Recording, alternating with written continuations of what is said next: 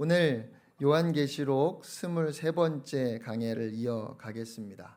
제가 요한계시록을 강해하면서 요한계시록의 가장 주가 되는 핵심 주제가 교회라는 사실이 참 놀랍고 또 한편 감격스럽습니다.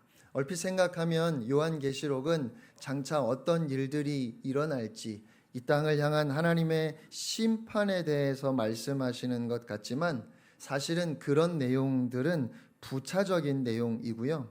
요한계시록의 핵심 주제는 교회입니다. 요한계시록은 핍박받는 당시 교회에 보내신 편지지요. 처음부터 끝까지 주님의 교회는 어떤 존재이고 어떤 사명을 받았는지, 어떤 고난을 겪게 되고 또 결국 어떤 승리를 누리게 될지를 말씀하십니다.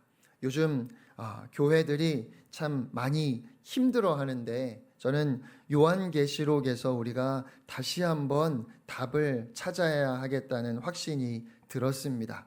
주님이 원하시는 교회가 어떤 모습인지 요한계시록을 통해서 주께서 너무 분명하게 보여주시기 때문입니다.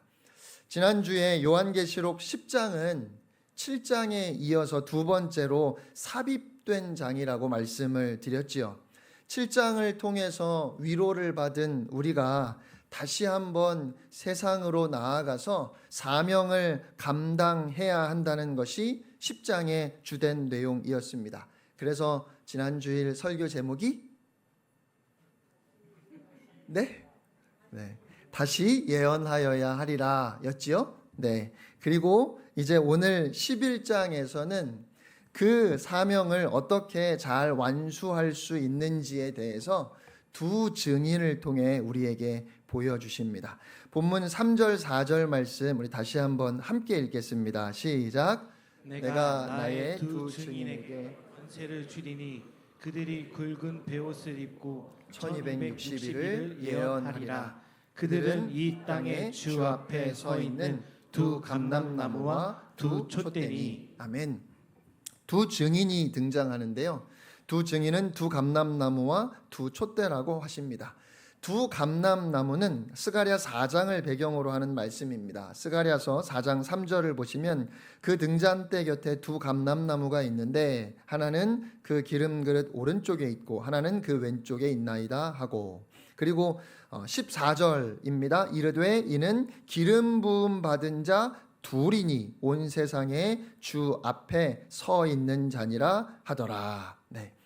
여기 나오는 기름 부음 받은 자 둘이라는 표현은 스가랴서에 나오는 이 표현은 일단 1차적으로 당시 바벨론의 침략으로 무너져 버린 성전을 재건했던 주역들 대제사장 여호수아와 유대 총독 수룹바벨을 말합니다. 이 두 사람이 성령의 능력을 입어서 성전 재건을 완성하게 됩니다. 이런 맥락에서 보면 오늘 본문에서 두 증인을 두 감람나무라고 표현한 건 이 두 증인이 성령의 능력으로 자신들에게 맡겨진 사명을 잘 감당하는 사람들이었음을 상징적으로 보여주는 겁니다. 그리고 두 촛대는 요한계시록 1장에서 본 것처럼 촛대는 교회지요. 그러니까 두 감람나무와 두 촛대의 의미를 종합해서 이 말씀을 보면 오늘 본문에 등장하는 두 증인은 성령의 능력을 받아서 증인의 사명을 잘 감당하는 하나님의 교회를 상징합니다. 왜 두 증인일까요?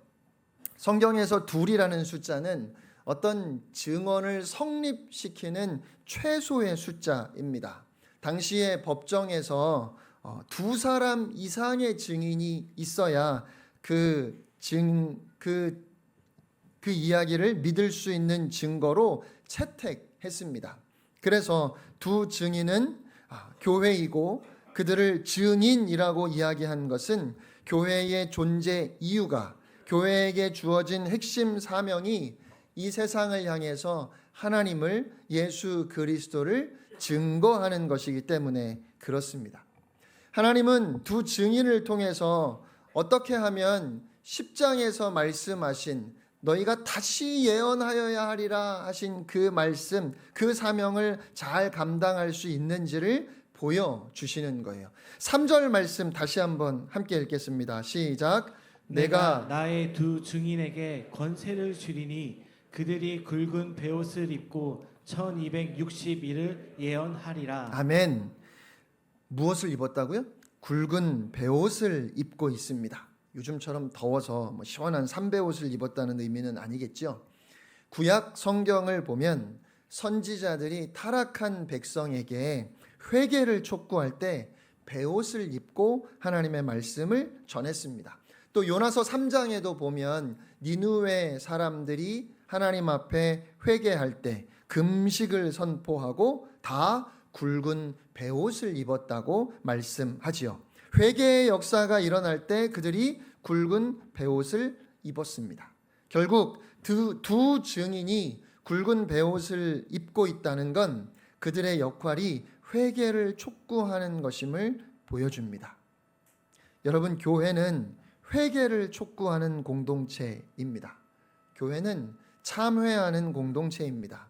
호주의 신학자 레온 모리스는 이렇게 말했습니다. 교회는 참회하는 교회일 때에만 능력 있는 교회가 된다. 그러니까 우리가 정말 부흥을 갈망한다면 회개하는 공동체가 되어야 합니다. 개인의 심령도 마찬가지입니다. 여러분, 하나님 앞에서 회개의 역사가 일어나지 않으면 심령의 변화는 없습니다. 어떤 문제이든지 해결되기를 원한다면, 내가 좀 달라지기를 원하신다면 회개하셔야 합니다. 우리는 날마다 회개해야 합니다. 이걸 놓치고는 교회도 개인도 어떤 회복이나 부흥을 기대할 수 없어요. 그러면 구체적으로 교회가, 우리가 회개해야 할 것은 무엇일까요? 오늘 본문에 두 증인이 등장하는데 이 두 증인에게는 세 가지 특징이 있습니다. 첫째, 그들은 엄청난 능력이 있습니다. 5절, 6절입니다. 만일 누구든지 그들을 해하고자 하면 그들의 입에서 불이 나와서 그들의 원수를 삼켜버릴 것이요, 누구든지 그들을 해하고자 하면 반드시 그와 같이 죽임을 당하리라. 원수를 물리칠 수 있는 능력이 그들에게 있다는 거지요. 그들이 권능을 가지고 하늘을 닫아 그 예언을 하는 날 동안 비가 오지 못하게 하고, 또 권능을 가지고 물을 피로 변하게 하고, 아무 때든지 원하는 대로 여러 가지 재앙으로 땅을 치리로다. 모세도 좀 생각이 나고요, 엘리야도 생각이 납니다. 그러니까 모세와 엘리야와 같은 능력이 이 증인들에게 있습니다. 그런데 그보다 더 중요한 것은 두 번째 특징입니다. 그들은 그렇게 큰 능력을 가진 증인들이었지만 그럼에도 힘없이 죽임을 당합니다. 7절입니다. 그들이 그 증언을 마칠 때에 무적행으로부터 올라오는 짐승이 그들과 더불어 전쟁을 일으켜 그들을 이기고 그들을 죽일 터인즉, 그렇게 강력한 능력을 가진 그들이 결국 맥없이 죽습니다. 그리고 세 번째 특징은 그렇게 강력한 능력을 가졌지만 결국 죽임을 당한 그들을 하나님께서 부활하게 하십니다. 11절 우리 함께 읽겠습니다. 시작. 3일 반 후에 하나님께로부터 생기가 그들 속에 들어가매 그들이 발로 일어서니 구경하는 자들이 크게 두려워하더라. 아멘, 아멘. 이렇게 본문의 두 증인이 세 가지 특징을 가지고 있습니다. 그들에게 능력이 주어졌지요. 그런데 그들은 죽임을 당했습니다. 그리고 하나님께서 그들을 다시 살리십니다. 그들의 죽음과 부활이 예수 그리스도의 십자가를 모델로 하고 있습니다. 8절에도 그들의 시체가 큰 성 길에 있으리니 그 성은 영적으로 하면 소돔이라고도 하고 애굽이라고도 하니 곧 그들의 주께서 십자가에 못 박히신 곳이라. 결국 이 두 증인은 예수님이 본을 보이신 대로, 예수님이 걸어가셨던 그 길을 그대로 걸어갔다는 거죠. 여러분, 그러면 하나님께서는 이 두 증인을 통해서 오늘 우리에게 무엇을 보여주시는 걸까요? 우선 두 증인에게 힘이 있었습니다. 원수들을 무찌르고 다 죽일 수 있는 능력이 있었어요. 그런데 그 두 증인은 그런 강력한 힘을 가지고 있으면서도 그 힘을 원수들을 짓밟는 데 쓰지 않고 주님이 걸어가셨던 십자가의 길을 묵묵히 걸어가는데 사용하고 있습니다. 그들의 사명을 완수하는 데에, 증인된 삶을 살아내는 데에만 그 힘을 사용하고 있다는 말이지요. 그러니까 하나님은 지금 능력을 가진 두 증인에 대해서 우리에게 말씀하고 싶으신 것이 아니라 그들이 그런 힘을 가지고 있는데 그걸 함부로 휘두르지 않고 조용히 십자가의 길을 충성스럽게 걸어갔다는 말씀을 하고 싶으신 겁니다. 두 증인이 교회인데 그 증인의 모습을 통해서 오늘 이 교회가 어떠해야 하는지를 말씀하시는데 하나님께서 우리에게 가르쳐 주시는 교회의 모습은 예수님의 뒤를 묵묵히 따르는 거예요. 그런데 여러분, 오늘 우리는 성경을 어떻게 읽고 있을까요? 우와, 두 증인에게 힘이 있대. 하늘로부터 능력을 받았대. 그 뒤는 안 보는 거죠. 우리는 힘을 원해요. 그리고 거기에서부터 우리의 불행이 시작됩니다. 여기서부터 잘못된 것 같아요. 그러니까 우리는 무엇을 회개해야 할까요? 지금까지 우리가, 한국 교회가 이 두 증인이 걸어간 길로 행하지 않았음을 회개해야 할 것 같습니다. 우리는 십자가의 길을 걷기는커녕 더 큰 힘을 달라고 기도합니다. 아무도 우리에게 함부로 할 수 없는 그런 능력이 우리에게 주어지기를 원하지요. 그리고 그 힘을 내가 얼마나 대단한지를 과시하는 데 사용합니다. 우리는 다 힘을 갖고 싶어 합니다. 모두가 힘을 추구합니다. 그런데 하나님은 두 증인을 통해서 우리에게 주어진 힘이 있지만 그 힘을 우리를 위해 휘두르고 자랑하는 데 써서는 안 된다는 것을, 그 힘을 우리의 힘으로는 할 수 없는 그 증인의 삶을 살아내기 위해서, 사명을 감당하기 위해서 사용해야 한다는 것을 말씀하시는 겁니다. 그래서 사도 바울은 이렇게 고백했지요. 고린도전서 15장 31절 말씀 우리 함께 읽겠습니다. 시작. 형제들아, 내가 그리스도 예수 우리 주 안에서 가진 바 너희에 대한 나의 자랑을 두고 단언하노니 나는 날마다 죽노라. 아멘. 복음은 힘을 모으고 그 힘을 과시하고 그것을 휘두르는 것이 아니라 주님이 주신 은혜로 죽는 겁니다. 날마다 자아를 꺾고 날마다 고집을 꺾고 날마다 묵묵히 용납하고 증인의 삶을 살아내는 것, 그것이 십자가 복음의 능력입니다. 우리가 그렇게 십자가의 길, 증인의 삶을 살아낼 때 진정으로 놀라운 하나님의 능력이 나타남을 경험하는 것이고요. 그것을 세상에 보여주는 것이 교회의 사명이라는 겁니다. 여러분, 정말 놀라운 것은 하나님께서 악한 자들에게 끊임없이 경고하시는데 우리가 지금까지 보았지요. 사람들이 눈 하나 깜빡하지 않습니다. 회개하지 않았어요. 그런데요, 이 두 증인이 힘을 가지고 있으면서도 묵묵히 십자가의 길로 나아가고 그들이 죽임을 당했는데 그런 그들을 하나님께서 살려내셨을 때 그 모습을 보고 사람들이 두려워하며 하나님께 영광을 돌리며 그제서야 회개하는 역사가 일어났어요. 사실 우리가 회개하라는 말을 듣지 못해서 회개하지 못하는 건 아니잖아요. 그동안 회개하라는 소리를 얼마나 많이 들었습니까? 그런데 회개하지 않아요. 강단에서 아무리 회개하라고 외쳐도 회개하지 않는 것, 여러분 이것이 목사인 저의 딜레마이기도 합니다. 그런데 오늘 본문을 통해서 하나님이 저에게 주시는 메시지가 무엇인가 하면, 왜 그렇게 강단에서 외쳐도 회개의 역사가 안 일어나는지 아느냐? 그렇게 네가 소리 지른다고 회개의 역사가 일어나는 것이 아니라, 네가 먼저 조용히 희생하고 손해보고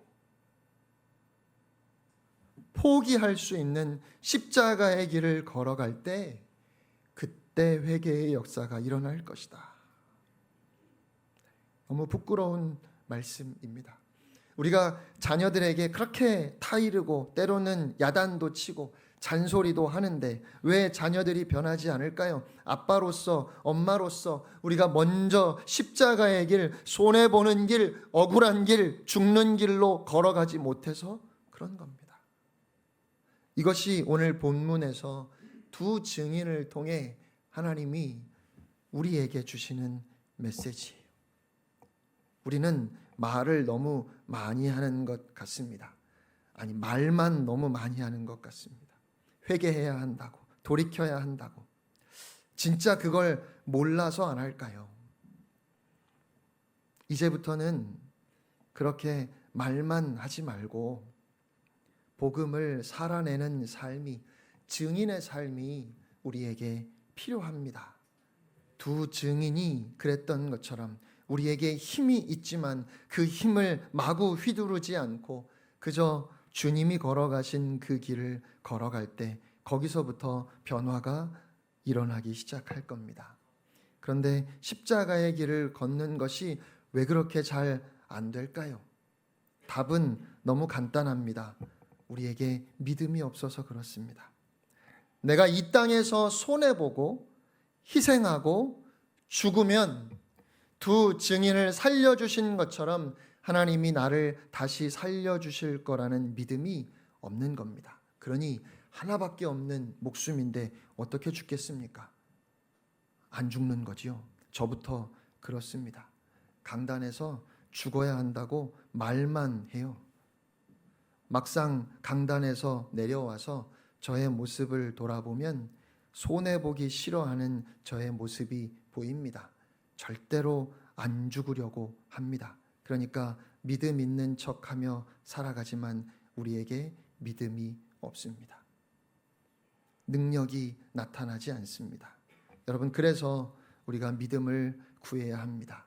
그리고 주님의 부활을 바라보며 묵묵히 십자가의 길, 죽음의 길을 걸어가야 합니다. 억울하다, 분하다 하며 변명하지 말고 정말 조용히 십자가의 길을 걸어가야 합니다. 그럴 때 회개가 일어나고 다시 한번 부흥이 있을 겁니다. 우리가 본문에서 두 증인이 등장하는 3절부터 말씀을 살펴봤는데요.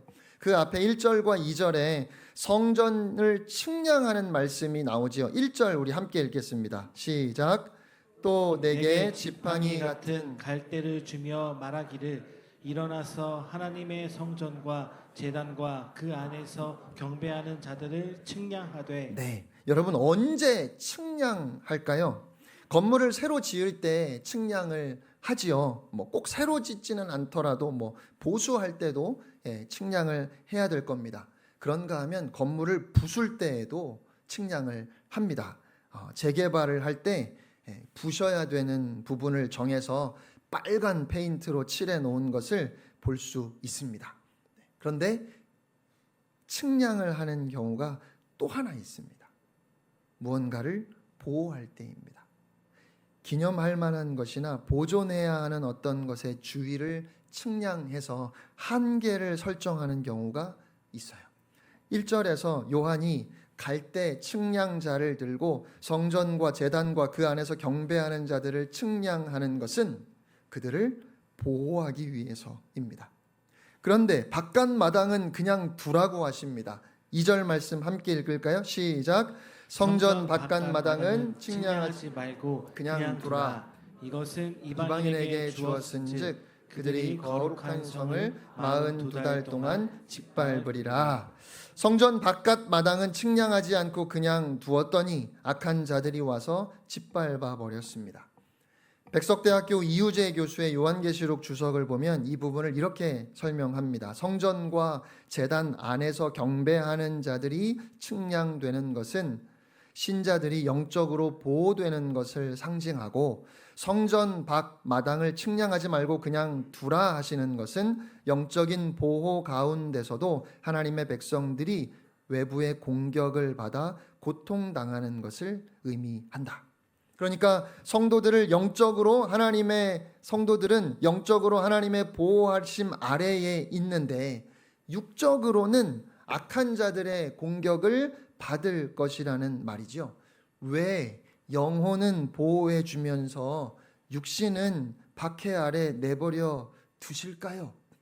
여러분, 이것이 복음의 능력을 세상에 드러내시는 하나님의 방법인 거예요. 교회가 하나님의 인치심을 받고 측량된다는 것이 여러분 고난이 면제된다는 의미는 아닙니다. 오히려 고난을 받되 교회가 하나님의 보호하심을 받는 공동체라는 것을 강조하고 있어요. 교회는 환난 없이 보호되는 사람들이 아니라 오히려 세상에서 필연적으로 환난을 당하는 사람들이지요. 하지만 그 환난 때문에 절대로 망하지 않는다는 겁니다. 일시적으로 사방에서 우겨쌈을 당할지라도 주님의 보호하심으로 끝까지 보호를 받을 겁니다. 그런 길을 걸어가는 게 교회의 사명이라는 거예요. 세상의 힘으로는 결코 이겨낼 수 없는 핍박과 고통을 하나님의 은혜로 견뎌내는 그 교회의 모습 속에서 주님의 영광이 드러나게 되고 사상은 하나님을 보게 될 것이라는 말입니다. 고린도후서 4장 8절로 10절 우리 함께 읽겠습니다. 시작. 우리가 사방으로 우겨쌈을 당하여도 쌓이지 아니하며 답답한 일을 당하여도 낙심하지 아니하며 박해를 받아도 버림받지 아니하며 거꾸러뜨림을 당하여도 망하지 아니하고 우리가 항상 예수의 죽음을 몸에 짊어짐은 예수의 생명이 또한 우리 몸에 나타나게 하려 함이라. 아멘. 아멘. 그러니까 오늘 우리의 믿음이 왜 이렇게 나약한지 알 것 같아요. 이사야 43장 1절 말씀입니다. 야곱아 너를 창조하신 하나님이 지금 말씀하시느니라. 이스라엘아 너를 지으신 이가 말씀하신다. 너는 두려워하지 말라. 내가 너를 구속하였고 내가 너를 지명하여 불렀나니 너는 내 것이라. 여러분, 하나님의 보호하심과 하나님의 사랑을 이보다 더 확실하게 표현하는 말씀이 많지 않을 것 같습니다. 그런데 바로 이어서 2절입니다. 네가 물 가운데로 지날 때에 내가 너와 함께 할 것이라. 강을 건널 때에 물이 너를 침몰하지 못할 것이며 네가 불 가운데로 지날 때에 타지도 아니할 것이요 불꽃이 너를 사르지도 못하리니. 아멘. 하나님이 우리를 구속하셨고 우리가 하나님의 것이라고 하셨는데, 그러니까 다시 말해서 하나님이 우리를 책임지실 거라고 약속해 주셨는데 2절 말씀을 보면 왜 우리를 물 가운데로 지나가게 하시고 강을 건너게 하시고 불 가운데로 지나가게 하실까요? 그래야 하나님이 우리와 함께 하시고, 그래야 물이 우리를 침몰하지 못하고, 그래야 불이 우리를 타게 할 수 없다는 것을 세상에 보여줄 거 아닙니까? 그런데 우리 신앙이 나약할 수밖에 없는 것은 오늘 우리가 어떻게 기도하죠? 물을 피하게 해주세요. 강을 건널 필요도 없게 해주세요. 불은 근처에도 안 가게 해주세요. 하나님이 저를 보호하시는 거, 하나님의 능력 보지 않아도 좋으니까 그냥 편하게 살게 해주세요. 우리의 삶을 순탄하게 해주세요. 우리가 그렇게 기도하기 때문에, 그러니 우리도 하나님을 경험하지 못하고 하나님의 능력을 보지 못할 뿐만 아니라 하나님의 영광을, 복음의 능력을 세상에 보여주지도 못하는 겁니다. 증인의 사명은 나와는 상관없는 이야기가 되어버렸어요. 초대교회 성도들은 극심한 박해 속에서 그저 예수 믿는다는 이유 그 하나만으로 삶의 터전을 잃어버리고 사회로부터 소외당하고 심지어 목숨을 위협받는, 아니 수많은 성도들이 순교하는 상황 속에서도 그 영혼을 끝까지 보호하신다고 하는 하나님의 약속을 믿는 믿음으로 증인의 삶을 살아냈지요. 그리고 여러분, 그들의 그 믿음이 2000년의 시간을 뛰어넘어서 오늘 우리에게까지 전해진 것 아닙니까? 그러니까 오늘 우리도 초대교회 성도들이 그러했던 것처럼 증인의 삶을, 십자가의 길을 걸어가야 하는 겁니다. 우리나라는 정직하면 성공할 수 없는 사회입니다. 한국 경제가 눈부시게 성장하던 80년대부터 우리 사회에 그런 말이 있었습니다. 대한민국에서는 정직하게 사업하면 망할 수밖에 없다는 겁니다. 그러면 지금은 어떨까요? 상황이 많이 달라졌습니까? 나아졌습니까? 이제는 정직하게 사업해도 성공할 수 있는 나라가 됐습니까? 모르겠습니다. 저는 사업을 잘 몰라서. 그렇지만 별로 나아진 것이 없는 것 같습니다. 그러면 우리가, 교회가 어떻게 했어야 하는 겁니까? 전 국민의 25%가 기독교인이라고 1000만 성도를 자랑할 때 우리나라는 정직하면 성공하지 못한다고, 망한다고 말할 때 그리스도인들이 정직해서 망하는 그 길을 선택했어야 하는 것 아닐까요? 그랬다면 지금 많은 것이 달라지지 않았겠습니까? 부끄럽게도 우리는 정직해서 망하는 길을 선택하지 않았습니다. 교회는 다니지만, 성경책은 끼고 살지만, 예배 시간에 감동해서 눈물도 흘리는데 그냥 눈 한 번 딱 감고 거짓말 해서라도 다 그렇게 한다고, 그러니까 어쩔 수 없는 거라고 그렇게 핑계대면서 부정직해서 흥하는 길을 우리가 선택했기 때문에, 정직해서 망하는 길을 우리가 선택하지 않았기 때문에 그 잘못된 선택이 오늘 얼마나 부끄럽고 초라한 결과를 가져왔는지 우리가 매일 두 눈으로 확인하고 있습니다. 지난 금요일에 군종 목사님이 오셔서 요즘 젊은이들이 교회를 어떻게 생각하고 있는지 너무 적나라하게 말씀을 해 주셨는데요. 20대 젊은이들 중에 정기적으로 교회에 출석하고 신앙생활을 하는 비율이 2%라고 하죠. 그러니까 불과 30년도 되지 않아서 크리스천의 비율이 10분의 1도 되지 않게 줄었습니다. 왜 교회가 능력을 상실했을까요? 왜 이 사회가 조금도 달라지지 않을까요? 우리가 정직해서 망하는 그 길을 택하지 않았기 때문입니다. 그러니 죽어야만 살아나는 그 놀라운 복음의 신비를 맛보지 못하고, 아무리 종말을 말하고 하나님의 심판을 외쳐도 세상이 들어주지 않는 그런 능력이 없는 교회가 되어버렸습니다. 사랑하는 성도 여러분, 우리에게 이 땅에서 어떻게 하면 잘 살 수 있는지, 아니 어떻게 하면 살아남을 수 있는지는 중요한 문제가 아닙니다. 여러분, 우리는 하나님이 기억하시고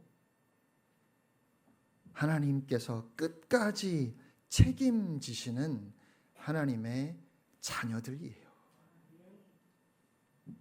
그런 우리에게 이 땅에서의 남은 날들을 살아가면서 중요한 것이 있다면 딱 한 가지, 우리가 감당해야 할 사명이 과연 무엇인가 하는 겁니다.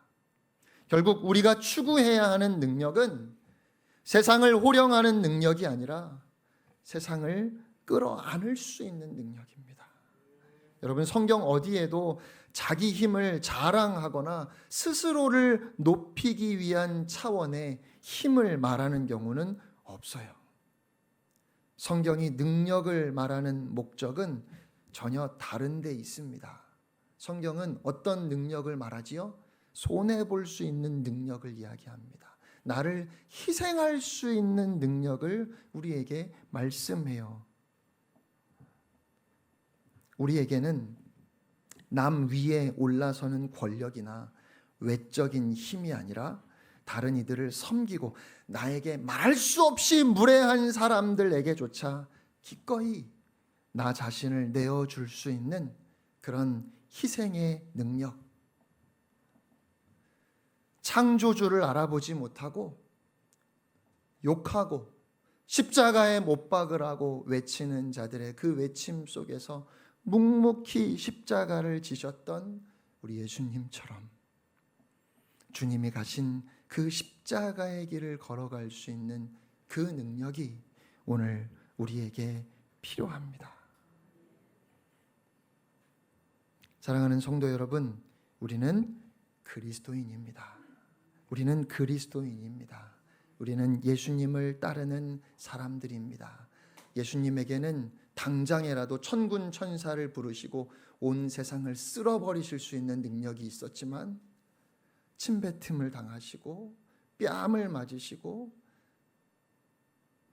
사람들로부터 말할 수 없는 조롱을 받으시면서도 우리 주님은 끝까지 이 땅에서 증인의 삶을 살아가는 그 모습을, 사명자의 모습을 우리에게 보여주셨습니다.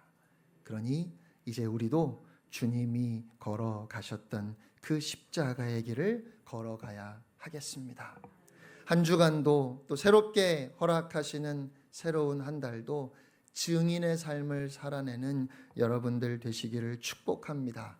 그럴 때 여러분 안에, 여러분의 가정에, 이 땅에 다시 한번 진정한 부흥이 있을 것입니다. 우리 함께 찬양하겠습니다.